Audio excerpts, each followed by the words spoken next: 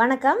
இன்றைக்கி நம்ம ஆப்பத்துக்கு சூப்பரான ஒரு சைட் டிஷ் செய்ய போகிறோம். வழக்கமாக ஆப்பத்துக்கு எப்போது நம்ம தேங்காய் பால் தானே வச்சு சாப்பிடுவோம். ஆனால் அதே தேங்காய் பாலில் இந்த மெத்தடில் முட்டை குழம்பு வச்சு ஆப்பத்துக்கு வச்சு சாப்பிடும்போது அவ்வளோ டேஸ்ட்டாக இருக்குது. சரி, இப்போ நம்ம தேங்காய் பால் முட்டை குழம்பு செய்ய ஆரம்பிச்சிடலாம்.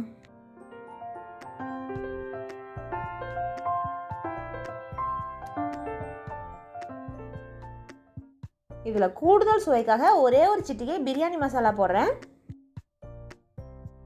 இதில் நான் பெரிய வெங்காயம் போடுறதுனால பொடி பொடியாக நறுக்கி போட்டுக்கிறேன். அதுவே சின்ன வெங்காயம் போடுறதா இருந்தால் அரைச்சி விழுதாக போட்டுக்கோங்க.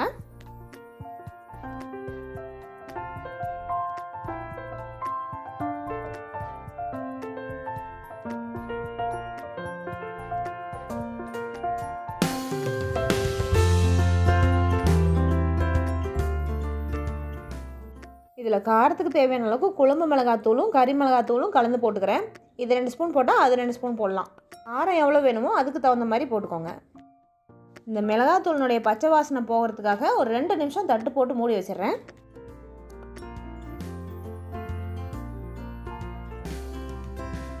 இப்போ இதில் எவ்வளோ குழம்பு வேணுமோ அதுக்கு தேவையான அளவுக்கு தேங்காய் பால் ஊற்றிக்கலாம்.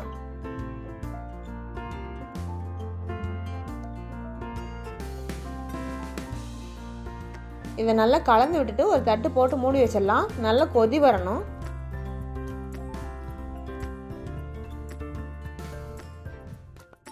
இது நல்லா கொதி வந்ததுக்கப்புறமா தீயை குறைச்சி வச்சுட்டு முட்டையை உடச்சி ஊற்றிக்கலாம். இந்த முட்டையை உடச்சி ஊற்றினதுக்கப்புறம் அடுப்பை லோ ஃப்ளேம்லேயே வச்சுக்கோங்க. அதிகமாக எரிஞ்சதுன்னா முட்டையெல்லாம் அடியில் பிடிச்சிக்கும். அது இல்லாமல் அடுப்பை லோ ஃப்ளேமில் வைக்காமல் அதிகமாக தீ எரிஞ்சதுன்னா அந்த முட்டையினோட மஞ்சக்கருலாம் ஒன்றா வராமல் தனித்தனியாக திரிஞ்சு போயிடும். ஒரு 3 நிமிஷம் மூடி வச்சுருந்தா அந்த முட்டையெல்லாம் வெந்திருக்கும். அதுக்கப்புறமா எடுத்து கலந்து விட்டுக்கலாம்.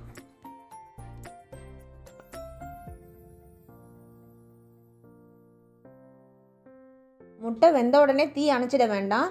மறுபடியும் மூடி வச்சு கொஞ்சம் நல்லா கொதி வரட்டும். அப்போ தான் முட்டை குழம்புனுடைய டேஸ்ட் நல்லா சாப்பிட்றதுக்கு சூப்பராக இருக்கும்.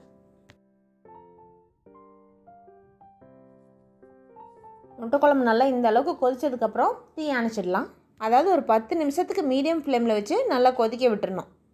அவ்வளோதான், தேங்காய் பால் வச்சு முட்டை குழம்பு செஞ்சு வச்சாச்சு. இனிமேல் இந்த முட்டை குழம்பு ஆப்பத்தில் வச்சு சாப்பிட வேண்டியது தான்.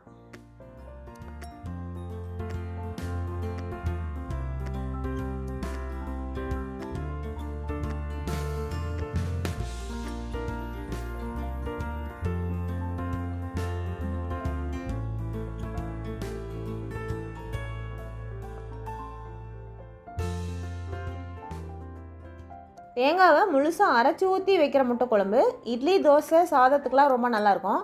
ஆனால் இந்த ஆப்பத்துக்கெலாம் முட்டை குழம்பு இந்த மாதிரி தேங்காய் பாலில் செஞ்சோம்னா தான் சூப்பராக இருக்கும் டேஸ்ட். ஆப்பத்துக்கு இந்த மாதிரி தேங்காய் பாலில் முட்டை குழம்பு வச்சு செஞ்சு சாப்பிட்டு பார்த்துட்டு டேஸ்ட் எப்படி இருக்குன்னு கமெண்ட்டில் சொல்லுங்கள். நன்றி.